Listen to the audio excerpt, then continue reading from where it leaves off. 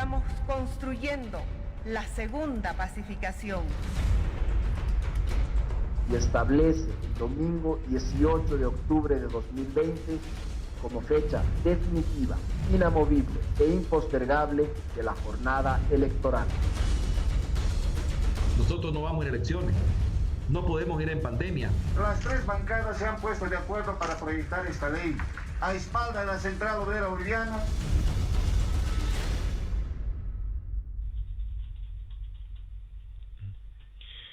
Muy buenas noches, Bolivia. Bienvenidos una vez más a En Portada.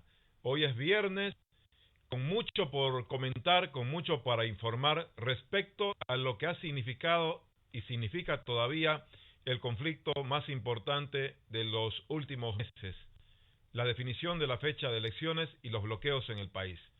Finalmente se ha sellado mediante una ley la fecha de elecciones. 18 de octubre es lo que propuso el Tribunal Supremo Electoral y se ha consolidado esta fecha mediante una ley, acuerdo de poderes fundamentalmente. La COP ha anunciado el desbloqueo del país, pero la tensión se mantiene. Es muy probable que vaya desbloqueando progresivamente. Hay todavía focos de conflicto en el país importantes. El Malcu, Felipe Quispe, por ejemplo, ha decidido mantener los bloqueos hasta lograr la renuncia de la presidenta Áñez. Este es el tema principal de la jornada de hoy viernes, con el que vamos a comenzar el análisis saludando a Isabel Mercado en la ciudad de La Paz, directora de Página 7. Isabel, buenas noches. Buenas noches, Tufi. Buenas noches, Julie. Un gusto volver a compartir con ustedes. Buenas noches, amigos y amigos de En Portada. Gracias por estar con nosotros. Me voy también a saludar a Cochabamba, a Julie Rojas, macroeditora de Los Tiempos. Buenas noches, Julie. Buenas noches, Tufi. Buenas noches, Isabel. Ya empezamos En Portada y como tú lo decías, ya tenemos la ley promulgada, aprobada, que fija las elecciones para este 18 de octubre, pero los bloqueos se mantienen, por lo menos acá en Cochabamba no se ha movido, seguimos cercados por esta movilización. Evidentemente la tensión se mantiene, los bloqueos en algunas partes del país, las más neurálgicas por supuesto que también. ¿Qué es lo que ha dicho el presidente de la Cámara de Diputados? Que es muy probable que la información esté tardando en llegar a los puntos de bloqueo, pero ante el anuncio de la COP, que ha estado antecedido de otro hecho que ha sido muy llamativo como la explosión en su sede, por supuesto que la tensión se mantiene a pesar de haberse promulgado la ley, de haberse ya definido la fecha, 18 de octubre, todavía persiste esta tensión. En Santa Cruz, por ejemplo, el Comité Pro Santa Cruz convocó a una movilización para desbloquear rutas del departamento y se ha procedido básicamente a movilizarse. Esta es la situación. Aún así, tengo la impresión que la jornada de hoy viernes, estamos con una jornada que nos permite ir a dormir con un margen de mayor tranquilidad respecto a los días anteriores. Isabel, estamos realmente en un momento que podríamos decir ya toma cuerpo la tregua social después de 12 días de bloqueos en el país. Recojo tus palabras, Tufi. Yo creo que toma cuerpo. Es decir, todavía no se ven los resultados, pero por supuesto que la esperanza es mayor. Hemos salido de ese clima de tensión y incertidumbre que nos ha tenido realmente muy acongojados los últimos 10, 11 días. En La Paz, por ejemplo, después del anuncio de la COP, primero del anuncio y la promulgación que sella la fecha para el 18 de octubre, se conoció esta mañana el pronunciamiento de la COP que da una tregua, así lo han mencionado ellos, hasta el 18 de octubre para continuar con sus movilizaciones. Sin embargo, en la ciudad de La Paz todavía no se han, despejado todos los puntos de bloqueo. Me acaban de informar, por ejemplo, que en Río Abajo continúan las asambleas, los bloqueos, la gente todavía no puede transitar. Lo mismo en la zona de La Paz de Saguadero, en la zona de Altipano, donde el Malcu, como tú mencionabas, ha anunciado que va a continuar con las movilizaciones hasta que la presidenta Áñez renuncie. Entonces, en la ciudad de La Paz hay un clima todavía no resuelto. El desabastecimiento, la subida de precios, preocupado muchísimo a los ciudadanos y continúa ese clima de preocupación porque La Paz recibe alimentos de los Yungas, recibe alimentos de la zona de Río Abajo y de otras ciudades, y por supuesto las vías no están transitables y eso todavía no está resuelto. Eso por supuesto ha derivado, por ejemplo, en que la cuarentena rígida que estaba anunciada para el día desde el 16 de agosto hasta el 23, es decir, desde el día de mañana, no se haya pospuesto, y eso también genera preocupaciones porque la cuarentena iba a ser aprovechada para hacer rastrillajes y para ver la situación del coronavirus en la ciudad, que además continúa sin estar resuelta porque no ha llegado el oxígeno que estaba anunciado. Los hospitales todos están en una crisis por la falta de oxígeno y por la subida de casos. La Paz sigue liderando la cantidad de contagios en el país. Entonces, estos tres elementos, el desabastecimiento, la continuación de los bloqueos y la situación sanitaria, hacen que en La Paz todavía la situación sea de cierta preocupación, Tufi. Tengo la impresión que la pacificación, una palabra tan importante en el país, va a demorar días todavía en consolidarse. Es más, no sé si semanas, pero más allá de eso, yo prefiero plantear lo que se llama más bien una tregua, pensando en el 18 de octubre sobre todo. Ojalá que realmente la pacificación sea un hecho consolidado, pero de momento lo que hace generar cierta esperanza es la decisión de la propia Central Obrera Boliviana de anunciar el desbloqueo. Ya hay una línea directa de decisión. Esto esperemos que vaya teniendo su efecto rápidamente, porque mientras pasan los días aumentan las pérdidas, sigue el riesgo de confrontación. En Cochabamba, Yuli, ¿cuál es la situación particularmente en la zona de Chapare, que era una de las más duras en términos de bloqueo? Obviamente que Cochabamba también está cercada como departamento, es el más sufre probablemente los bloqueos por su ubicación geográfica, y ahí está gran parte del tema de explosión social a veces por la política. ¿Cuál es la realidad de Cochabamba? ¿Qué se espera para las próximas horas o días? Tufi, la instrucción de la Central Obrera Boliviana todavía no ha llegado acá a Cochabamba. Los dirigentes de distintos sectores, incluyendo los cocaleros, han dicho que van a aceptar la decisión de la Central Obrera, pero quieren algo escrito. Están esperando que llegue la instrucción para poder ordenar, entre comillas, el desbloqueo de las diferentes vías, calles, carreteras, pero hasta ahora se mantiene el bloqueo muy fuerte en la zona sur. Ellos todavía han indicado que exigen la renuncia de la presidenta Áñez, ya no apuntan a las elecciones. Entonces veremos si cumplen la disposición de la Central Obrera Boliviana o mantendrán. Pero Tufi, Isabel, yo quiero mostrarles unas imágenes que en verdad preocupan demasiado, porque bueno, ustedes ven, son unos grupos que se han levantado acá en Cochabamba, en la zona sur. Se ubican, ahí está el grupo de la Resistencia Juvenil Cochala, pero ayer surgió un video, unas imágenes de otro grupo irregular, tendríamos que decirlo claramente, en la zona sur, que prácticamente reta a los de la resistencia juvenil a que puedan ir a desbloquear a la zona sur. Entonces, desde todo punto de vista, estas imágenes, estas acciones tienen que ser reprochadas, y la policía, las Fuerzas Armadas tienen que actuar para desarticular de alguna forma este tipo de acciones que causan zozobra en la población en general. Bueno, lamentablemente, mientras no se termine de desactivar el conflicto, siempre vamos a tener estos riesgos de grupos de choque de uno y otro lado, inclusive algunas veces armados, que nos ponen en una situación de incertidumbre y de zozobra a los ciudadanos en general en Bolivia. Esta noche vamos a presentar a quien creemos que, o por lo menos yo creo que ha sido la figura de las últimas semanas, no solamente de las últimas horas, en términos informativos. Hay mucho que conversar con él, y por eso estamos aquí con él, con el presidente del Tribunal Supremo Electoral, Salvador Romero, en exclusiva con nosotros en este primer contacto con un medio de comunicación, entiendo. Salvador, buenas noches, es un gusto tenerlo en el programa En Portada de hoy, y quiero comenzar preguntándole, Salvador, hemos tenido 12 días de bloqueo en el país. Mi pregunta es, ¿se ha producido un entendimiento entre el poder electoral, entre el poder legislativo y finalmente entre el poder ejecutivo? Mi pregunta es, ¿por qué se tuvo que vivir 12 días para ese entendimiento, estos 12 días de zozobra y de bloqueo? ¿No pudo conseguirse antes este entendimiento entre los tres poderes?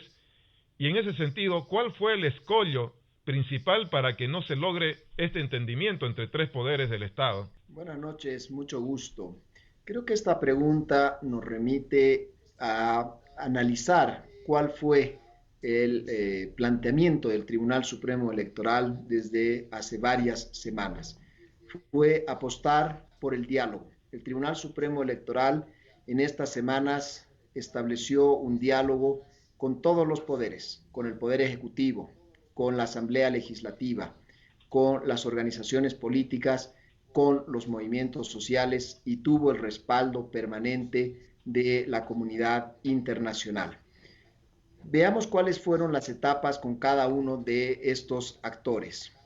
Con las organizaciones políticas fue confirmar que el 18 de octubre, que no era la fecha de nadie, puede ser justamente y debe ser ahora la fecha de todos, la fecha del país para consolidar el proceso electoral.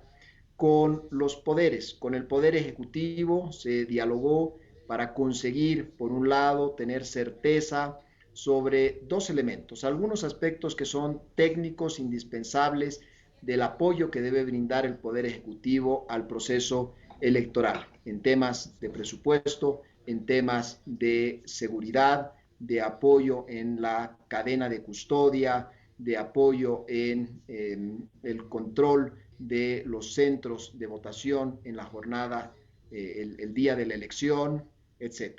Pero también, de manera muy importante, para instar a que una vez que se tuviera la ley, pudiera ser promulgada de manera muy inmediata. Con la Asamblea Legislativa, en un trabajo de coordinación, de concertación de poderes, se acordó la aprobación de una ley que fijara y que ratificara el 18 de octubre como fecha de la elección, porque este era un elemento que ayudaba a darle certeza al país. Con los movimientos sociales, el diálogo se desarrolló a lo largo de varios días, tuvo escenarios muy distintos, dialogamos en el Tribunal Supremo Electoral, dialogamos también en las oficinas de la comunidad internacional, y aquí hay que destacar el papel de la Organización de las Naciones Unidas, dialogamos en los ambientes de la vicepresidencia, y fue por supuesto un diálogo difícil, complejo, pero en el cual llegamos a algunos elementos que eran importantes. Por ejemplo, coincidimos con los movimientos sociales que una ley podía ayudar a darle más certeza al proceso electoral y que era, por lo tanto, importante avanzar en esa vía. Por lo tanto, fuimos dialogando con cada uno de los actores para tratar, según los ámbitos de competencia de cada uno, de hilar una solución que fuera satisfactoria para todos. ¿Cuál es el resultado que hoy tenemos? Tenemos a los poderes del Estado comprometidos con el proceso electoral el 18 de octubre. La Asamblea Legislativa aprobó la ley, el Poder Ejecutivo, el gobierno, la promulgó, el Tribunal Supremo Electoral ratificó el 18 de octubre como fecha de votación. Por lo tanto, los poderes, las instituciones del Estado están comprometidas con el proceso electoral el 18 de octubre y al mismo tiempo el acta de entendimiento que el Tribunal Supremo Electoral dejó a consideración de los movimientos, de las organizaciones sociales, con los compromisos que asumía de dar garantías al proceso electoral, ha terminado finalmente rindiendo sus frutos. La Central Obrera Boliviana ha llamado a una tregua y se están observando en distintos puntos del país ya el inicio del levantamiento de los bloqueos y esperamos y confiamos que en el transcurso de las próximas horas, de los próximos días, a más tardar, todos o la inmensa mayoría de estos puntos de bloqueo ya estén suspendidos. Sí. Perdón, Salvador, el buen resultado es indudable, pero mi pregunta está en identificar cuál ha sido el escollo para que no se haya logrado con más tiempo, con menos costo económico, social, 12 días. ¿Cuál cree usted que ha sido el escollo? ¿Fueron los movimientos sociales, el poder legislativo, el poder ejecutivo? Con cada uno de estos actores era importante sentarse, tratar de coordinar con cada uno de ellos. Algunas de las negociaciones fueron ásperas, ríspidas. Valga la pena recordar, por ejemplo, que el día ya domingo a las 2 de la mañana, el diálogo estuvo a punto de romperse con los movimientos sociales. De hecho, algunos dirigentes anunciaron que ese diálogo estaba roto. El Tribunal Supremo Electoral salió en ese momento para señalar que no estaba roto ese diálogo, a pesar de la situación extremadamente difícil, extremadamente tensa que se había tenido en ese momento, y que el acta de entendimiento que dejaba el organismo electoral a consideración de los movimientos sociales mantenía la puerta abierta. Los procesos de diálogo son complejos, son difíciles, pero lo importante es tratar de dar una solución que fuera aceptable para todos los actores, que pudiera concretarse y que pudiera ayudar a resolver el conflicto. Ese fue el compromiso del organismo electoral a lo largo de estas semanas, y que ratifica una voluntad de diálogo que ha sido constante en el organismo electoral a lo largo del año 2020. Salvador, una consulta. El proceso realmente ha sido muy difícil y lo hemos presenciado todos los bolivianos. Recordemos que además ha habido momentos de tensión con diferentes poderes y con diferentes sectores. Recordemos que la presidenta el 6 de agosto acusó al Tribunal Supremo Electoral de hacer un juego infantil con las elecciones. Los sectores sociales también primero se acercaron, luego se radicalizaron. ¿Por qué se produjo este desencuentro? Primero, como le digo, el desencuentro con el Poder Ejecutivo, o por lo menos esa tensión, la ausencia de los actores políticos que prácticamente no tuvieron un protagonismo en esto, y luego la radicalización, porque después de estarse a punto de firmar un acta de entendimiento, se radicalizó más bien mucho más el conflicto, al punto que se pensaba que era un camino sin retorno. Quisiéramos saber un poco más, Salvador, ¿cómo fue o por qué se dieron estos extremos y estas situaciones tan complicadas que, si bien han derivado en un acuerdo, pero que tuvieron al país en una enorme tensión? Obviamente no puede el organismo electoral responder por cada uno de los otros poderes, de los actores políticos o de los actores sociales, o explicar el porqué de sus acciones o de sus comportamientos. Lo que sí quiero señalar es que el organismo electoral, el Tribunal Supremo Electoral, depuso cualquier actitud que pudiera entrabar el diálogo. Es decir, que a pesar de que el organismo electoral pudiera haber sido atacado, criticado, cuestionado, a veces en términos sumamente duros y por lo demás injustos, nunca se abandonó la vocación del diálogo. El Tribunal Supremo Electoral se sentó con todos los actores políticos, sociales, con todos los poderes del Estado, porque hemos privilegiado el bien común, la búsqueda de esta concertación, y lo hicimos a pesar de todas las dificultades y las complejidades que ustedes han señalado y que ustedes han mencionado. Pese a ello, nunca abandonamos el intento de conseguir un acuerdo, de conseguir la solución del conflicto. Presidente, una cosa solamente antes de terminar mi respuesta, solamente antes de concluir su respuesta, perdón, quisieras que nos comente si usted no se sintió abandonado en ese momento, ya que el Ejecutivo obviamente iba por un lado, incluso convocó una reunión que no resultó un éxito, y el Legislativo estaba en franca oposición. No sé si sintió usted como poder electoral abandonado por los otros poderes.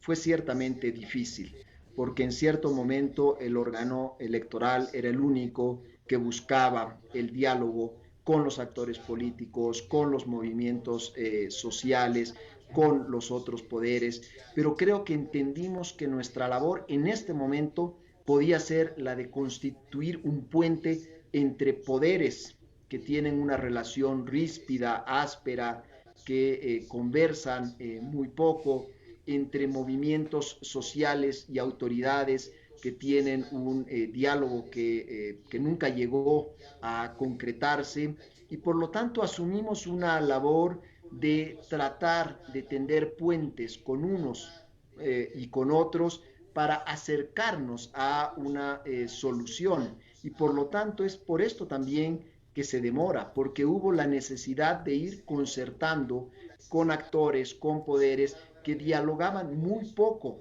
entre ellos. Y finalmente, parte del puente entre estos poderes, entre estos actores, terminó recayendo en la labor que llevó adelante el Tribunal Supremo Electoral, con el respaldo de las Naciones Unidas y luego también con el apoyo moral muy importante que recibimos de la Unión Europea, de la Iglesia, que se comprometieron y que comprendieron que este diálogo, a pesar de las dificultades que enfrentó en muchos momentos, de los puntos límites en los que se encontró, comprendieron que era clave continuar respaldando esta acción para lograr finalmente una solución que nos encaminara, por un lado, hacia darle certeza al país sobre el proceso electoral.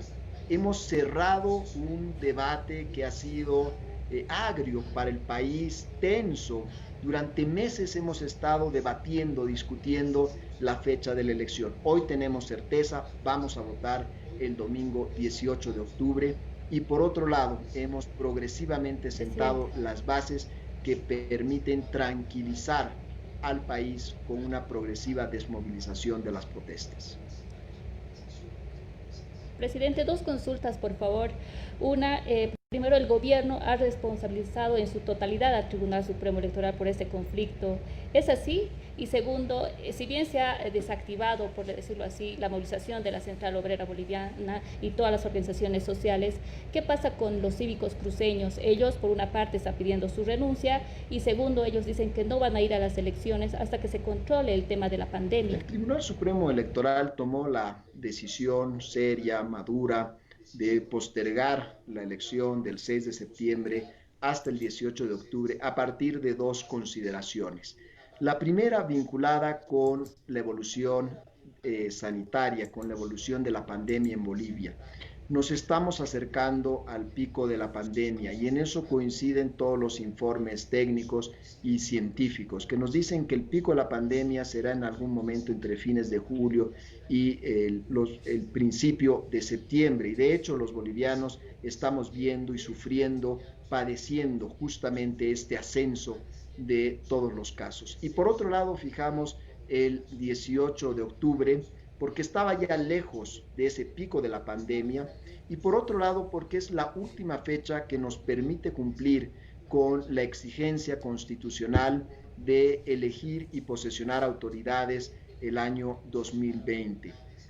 Dicho lo cual, que creo que explica ampliamente las razones por las cuales el Tribunal Supremo Electoral fijó el 18 de octubre como jornada de votación, el diálogo permanece abierto. El diálogo es una vocación del organismo electoral. Estamos dispuestos a conversar con todos los actores políticos, sociales, regionales, por supuesto con los movimientos cívicos que son también actores importantes en el país y estamos con ellos dispuestos a explicarles, por ejemplo, elementos tan importantes como por qué el padrón electoral está siendo adecuadamente saneado y vamos a tener un padrón bien saneado el domingo 18 de octubre, por qué el voto de todos los ciudadanos vale lo mismo independientemente del lugar donde sea emitido y esto influye sobre la composición de la Asamblea Legislativa. Estamos abiertos al diálogo con todos los actores. Ya lo hemos demostrado a lo largo de todos estos meses, pero creo que acá lo importante en este momento es que el país ha cerrado un debate largo, difícil que tuvo sobre cuál era la fecha adecuada, idónea para la elección. Hoy lo sabemos, es el domingo 18 de octubre. Salvador, vamos a hacer una pausa y cuando retornemos le voy a plantear una pregunta para profundizar un poco más este tema de los cívicos. En ese sentido, es prácticamente una de las pocas organizaciones dentro del país que en esta crisis ha pedido su renuncia entre las demandas. Le voy a consultar al retornar sobre ese tema y, ante todo, ¿qué iniciativas va a tomar usted para poder contactarse y cuándo con los dirigentes del Movimiento Cívico Nacional? Vamos a una pausa y enseguida retornamos.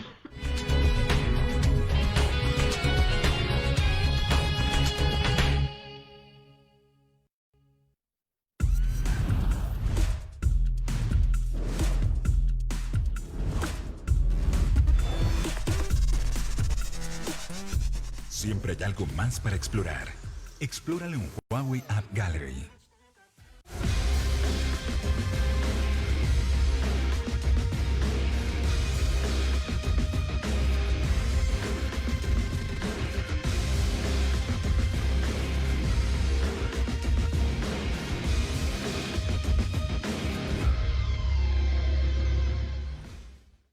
Mejorar la conexión con tus amigos no pasa por el plan premium de la nueva app, un mejor Wi-Fi o tener buenos audífonos.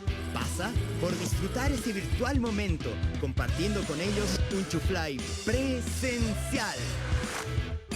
Con hielo, limón, ginger y casa real. Comparte virtual, refréscate presencial, Singani Casa Real.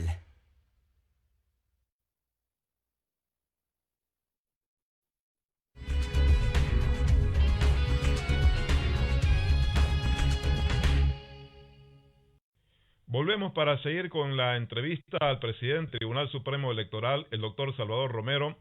Salvador, le mencionaba el tema de una segunda fase que parece tener este conflicto, que es la posición del Movimiento Cívico Nacional. La Asamblea de la Comunidad estableció una resolución con por lo menos 7 demandas y todas casi dirigidas al proceso electoral. La principal es que se convoquen a nuevas elecciones, pero además hay otras, y son la renuncia del presidente del Tribunal Supremo Electoral, las que yo recuerde, la demostración de que el PAN ha sido depurado o que es sano, la tercera, que se desvinculen a los funcionarios que se consideran podrían haber participado del fraude electoral del año pasado, y el fortalecimiento de los tribunales departamentales electorales, la descentralización incluso de los tribunales electorales. En ese contexto, que además tiene el respaldo del movimiento cívico, han dicho todos los otros comités cívicos, ¿cuál va a ser o cuáles considera usted que son demandas atendibles o planteamientos atendibles y cuáles no de esto que les he mencionado? Y agrego la pregunta adicional, si usted ha tomado contacto con ellos, si va a haber un diálogo, cuándo sería. Por favor, si me las puede responder estas preguntas. Son muchas preguntas en una. Podemos ir paso por paso. Lo primero, creo que es importante señalar, dejar establecido que la fecha de la elección es el domingo 18 de octubre. Dicho lo cual, hay otros temas que son importantes, que están planteados por el movimiento cívico y sobre las cuales el Tribunal Supremo Electoral está con la mayor predisposición y apertura para poder dialogar, explicar y también mostrar transparencia. Pensemos en el tema del padrón electoral. Es uno de los temas de preocupación que han señalado en reiteradas oportunidades los líderes del movimiento cívico. Vamos a tener un padrón que va a estar debidamente saneado para el domingo 18 de octubre. Hemos venido trabajando el saneamiento del padrón en 3 dimensiones. La primera, la de inclusión, que nos permite incorporar a los jóvenes que cumplen 18 años, en este caso, incluso hasta el 18 de octubre. Por otro lado, una segunda dimensión es la de la actualización, que ha permitido el registro de los cambios de domicilio de las personas que han cambiado de residencia. Y finalmente, y este es un tema central, el de la depuración, que permite excluir del listado de electores habilitados a los fallecidos. Hemos cruzado la base de datos del registro civil con la base de datos del padrón electoral. Esto nos permitió depurar más de 20,000 fallecidos. pero también hemos abierto la posibilidad de que los ciudadanos, todos los ciudadanos, puedan acceder a la base del padrón electoral, puedan verificar si algún familiar suyo que haya fallecido continúa en la lista de los habilitados, nos los informe, nos adjunte pruebas sencillas pero concluyentes. Por lo tanto, el proceso de depuración del padrón lo hemos llevado mano en la mano con la sociedad.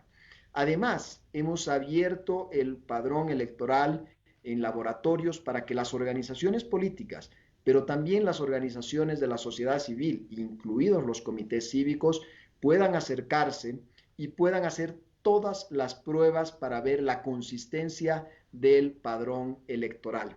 Esto se ha realizado en marzo, se ha realizado en julio y estamos, por supuesto, dispuestos a hacerlo en cualquier otro momento. Y de hecho se cursaron notas de invitación a todos los comités cívicos para que puedan en sus respectivos departamentos asistir a estos laboratorios y analizar y ver y verificar la solidez, la consistencia del padrón electoral.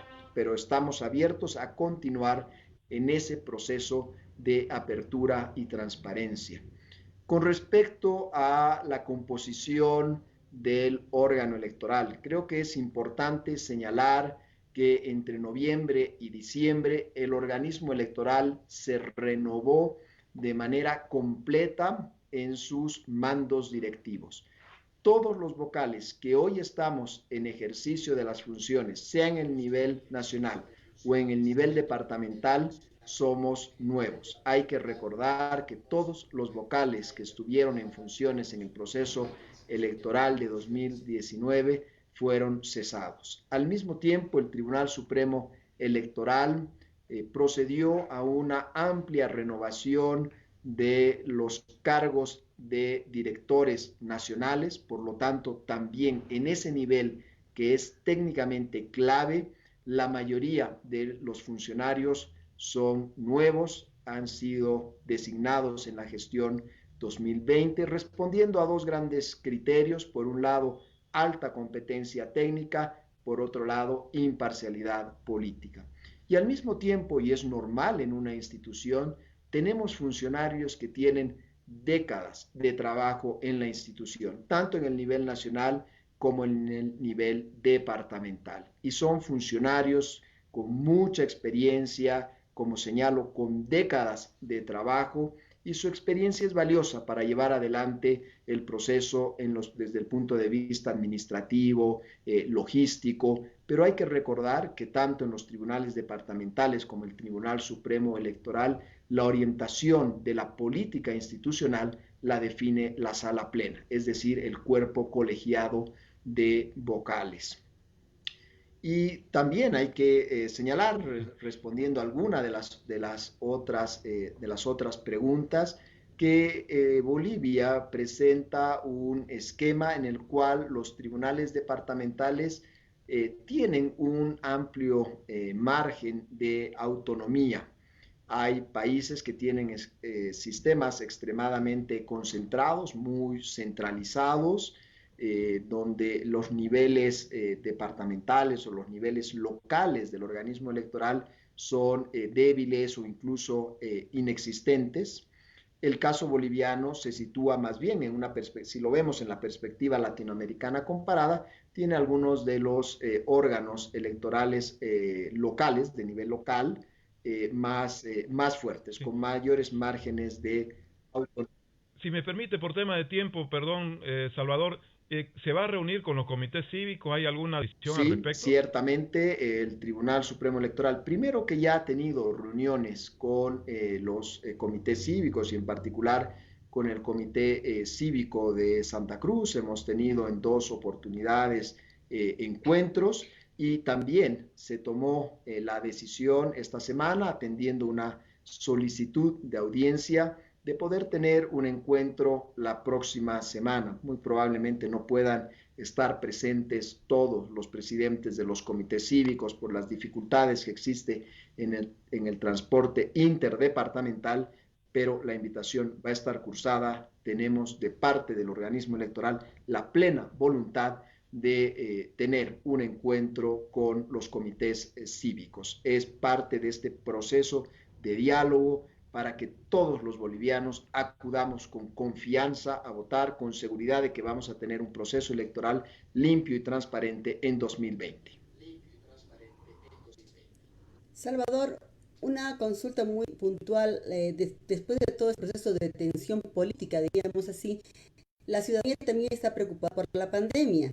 Dos preguntas muy puntuales. Por un lado, ¿se va a poder cumplir el calendario electoral? Y la otra, ¿qué medidas está planificando adoptar el Tribunal Supremo Electoral para asegurar que la elección no sea un riesgo para la salud de bolivianos? El calendario electoral se va a cumplir. Estamos comprometidos en los Tribunal Supremo Electoral, los tribunales departamentales, para cumplir todas las actividades del calendario electoral. Nos faltan 45 días para recorrer desde ese momento que se reactiva plenamente el calendario electoral hasta la jornada de votación. Por otro lado, tenemos protocolos de seguridad de salud pública que los hemos trabajado con la Organización Panamericana de la Salud. Hemos tomado muy en serio esta responsabilidad. El cuidado de la salud es una prioridad.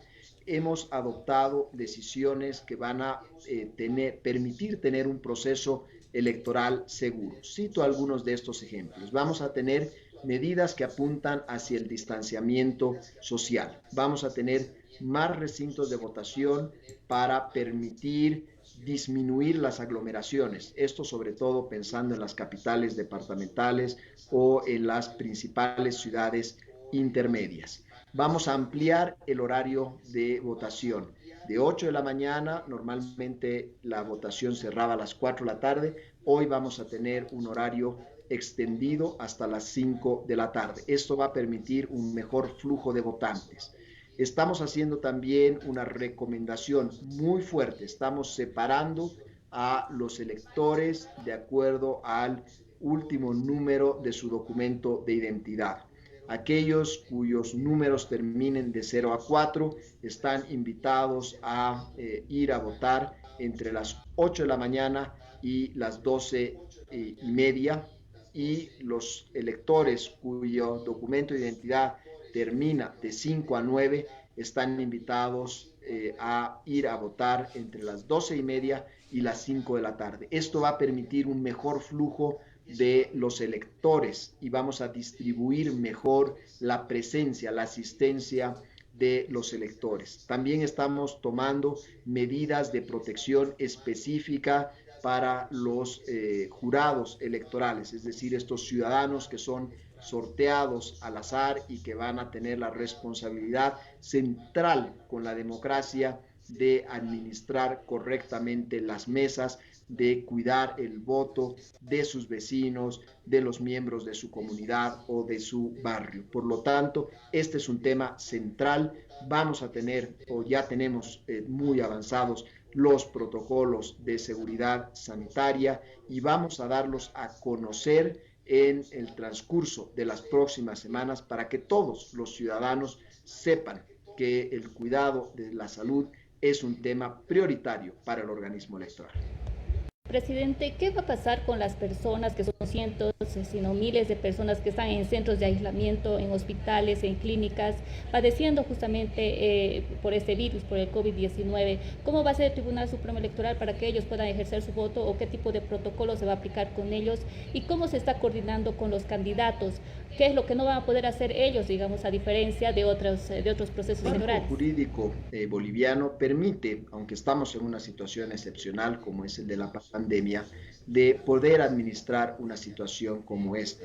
Por supuesto, en cada proceso electoral existen personas que se encuentran hospitalizadas, personas que se encuentran enfermas, que no pueden acudir a votar. Esto está contemplado en la legislación y, por supuesto, estas personas podrán, sin ningún tipo de dificultad, de inconveniente, señalar, mostrar que se encuentran impedidas por razones de salud para ir a votar. Esto está ya contemplado en el marco jurídico habitual. Con respecto a las campañas de las organizaciones políticas, es importante que ellas se sujeten a las indicaciones o eventualmente algunas limitaciones que plantean las autoridades de salud sobre el tipo de actividades que están permitidas o que tienen limitaciones, y evidentemente estas disposiciones varían de acuerdo a los municipios. Lo que está claro es que ciertamente esta será una campaña electoral distinta, diferente de las que estamos acostumbrados los bolivianos, y corresponderá que las organizaciones políticas puedan adaptarse a estos escenarios novedosos y encontrar fórmulas novedosas adicionales para poder pasar su mensaje a los ciudadanos y, por supuesto, convencerlos de que su propuesta es la más adecuada. Permítame la última pregunta, por favor, Salvador. Por motivos de tiempo, si es cortita, una respuesta cortita. Usted ha tenido que enfrentar frentes externos en todo este proceso, pero también se percibe frente interno aparentemente, y se lo vio esta semana con un par de vocales que establecieron la necesidad de reconsiderar el 18 de octubre. ¿Cómo ha cerrado usted ese tema interno? Por un lado, hay que señalar, en un cuerpo colegiado, la disidencia es una expresión normal de la independencia de criterio. Sin embargo, quiero señalar que la resolución 205, por la cual el Tribunal Supremo Electoral ratifica, confirma, establece que el 18 de octubre es la jornada de votación, es una resolución que ha sido aprobada de manera unánime, como corresponde a prácticamente el 97 o 98% de todas las resoluciones que ha adoptado el Tribunal Supremo Electoral. La unanimidad de criterios es la regla general, como les señalo, casi el 97 o 98% o más de las resoluciones se adoptan por unanimidad, pero en algunas resoluciones pueden presentarse, por supuesto, disidencias, y esto es parte del intercambio democrático normal en cualquier cuerpo colegiado. La sala plena del Tribunal Supremo Electoral está muy cohesionada para llevar adelante un proceso electoral limpio y transparente el 18 de octubre. Le agradecemos mucho, Salvador, por darnos la oportunidad de conversar con usted en este viernes, en que parece visualizarse esperanza de pacificación en el país. Muchas gracias, Tufi, muchas gracias a todos. Bueno, gracias a usted. Vamos a leer algunos mensajes que nos han llegado a propósito del tema, del conflicto electoral y todo lo que ha significado estas semanas. Rosario Gandarillas dice: después de tanto daño que los bloqueadores y la COG le hicieron a Bolivia, tendrán que aceptar la fecha de elecciones. Saúl Nogales dice: en lo personal, no me expondría a ser jurado electoral si salgo elegido. José Alfredo Conde: de acuerdo con la fecha de elecciones, hay que cambiar este gobierno golpista. Son mensajes que nos llegaron. Vamos a hacer una pausa. Enseguida retornamos con más.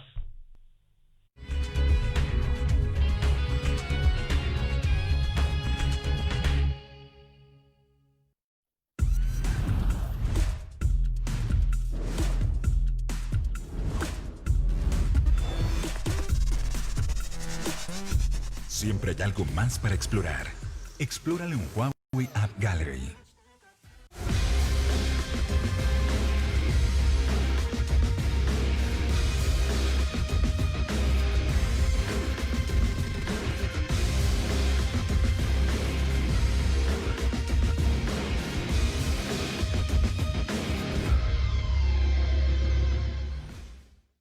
Mejorar la conexión con tus amigos no pasa por el plan premium de la nueva app, un mejor Wi-Fi o tener buenos audífonos.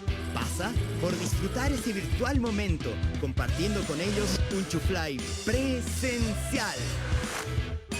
Con hielo, limón, ginger y casa real. Comparte virtual, refréscate presencial. Singani Casa Real.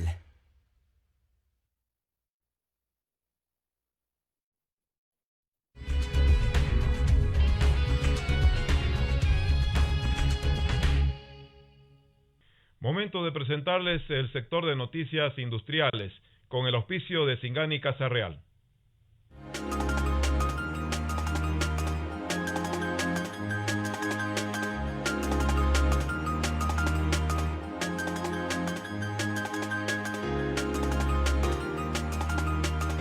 El sector industrial es auspiciado por Casa Real.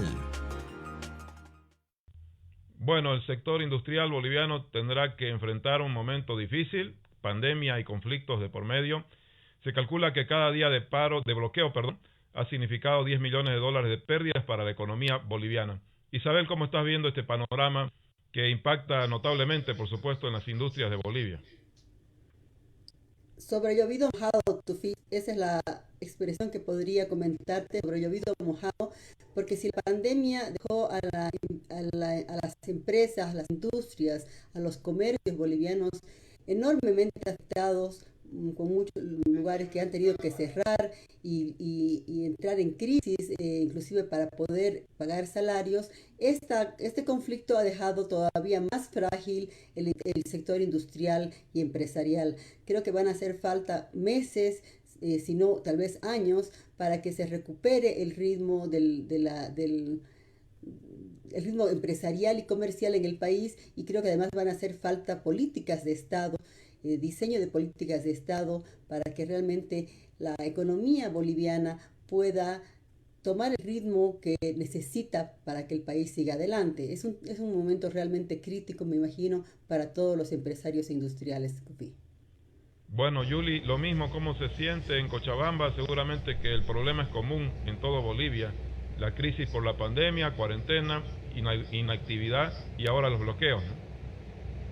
Sí, seguramente, Tufi, a nivel micro y macro la economía está totalmente golpeada, como tú dices, por la pandemia y ahora por los efectos también de los bloqueos, que bueno, la mayoría todavía no ha hecho una cuantificación de las pérdidas, pero por ejemplo en Cochabamba ahora se ha visto, ayer los agricultores han hecho una protesta ahí en la plaza principal, han informado que el 30% de los pollos han muerto por este bloqueo, se han declarado en emergencia.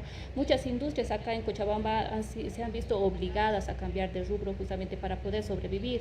Se han proliferado los servicios de delivery, de desinfección de vehículos, de viviendas, todo esto para poder sobrevivir, para poder hacer frente a esta pandemia, Tufi.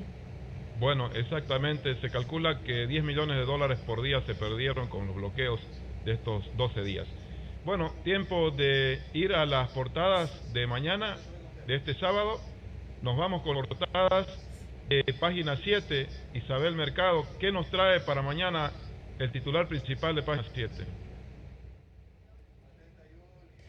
Estamos saliendo, Tufi, con el acuerdo y con la tregua que la Central Obrera Boliviana ofrece al país hasta el 18 de octubre. Esa es nuestra principal apuesta informativa, y obviamente vamos a complementar con todo el panorama de conflictos sociales que aún persisten en el país y con las consecuencias que eso está teniendo para la salud de los bolivianos, principalmente porque, como te decía, en La Paz todavía no llega el oxígeno a los hospitales, y ese es un tema muy preocupante para los paseños.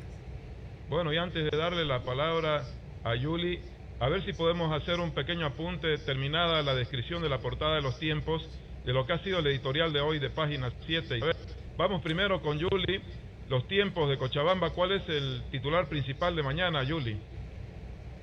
Nosotros también seguimos apostando a este tema que ha marcado agenda toda esta semana, todos estos días. Tufi, es el conflicto que bueno ya viene bajada, pero bueno, nuestro titular es el siguiente: radicales ponen en riesgo tregua pactada por la COP en bloqueos, y la foto principal, tú lo puedes ver, es la festividad de Urcupiña. Como ustedes saben, hoy se celebraba la festividad de la Virgen de Urcupiña. Muchos cientos y miles de personas iban hasta la capilla allá en Quillacollo, pero por esta pandemia prácticamente todas las actividades han sido suspendidas, la mayoría de las actividades, Tufi, Isabel. Claro que sí, como era esperable, una fiesta distinta a la de Urcupiña. El apunte del editorial de hoy de página 7 me pareció muy interesante, controvertido, pero esa es la línea editorial de hoy en relación al MAS, la sigla del MAS, Isabel. Sí, el editorial de hoy día lo hemos dedicado a otro de los problemas que tiene que resolver el Tribunal Supremo Electoral, que es el conflicto que se ha creado por la personería jurídica del MAS, y no solo del MAS, sino también de otros partidos como Juntos y Creemos, que también están con procesos en el Tribunal Supremo Electoral y ahora en el Tribunal Constitucional Plurinacional para determinar si se les sanciona, y en el caso del MAS, si se suspende su personería jurídica. La posición editorial de página 7 es que si se cometió una arbitrariedad en 2015 con Unión Demócratas y se le suspendió la personería jurídica a ese partido, ese tipo de irregularidades no se deberían cometer y el MAS tendría que participar en este proceso electoral. Bueno, se nos terminó el tiempo. Momento de irnos. Julia, ha sido un gusto otra vez compartir esta noche desde Cochabamba, Santa Cruz y La Paz. Igualmente, Tufi, Isabel, nos vemos la siguiente semana con más en portada. Bueno, nos despedimos, Isabel, hasta la próxima semana. Hasta la próxima semana, Tufi, hasta la próxima semana, Julie, y gracias, amigos, por estar con nosotros. Muchas gracias a todos, nos reencontramos el día lunes. Hasta entonces.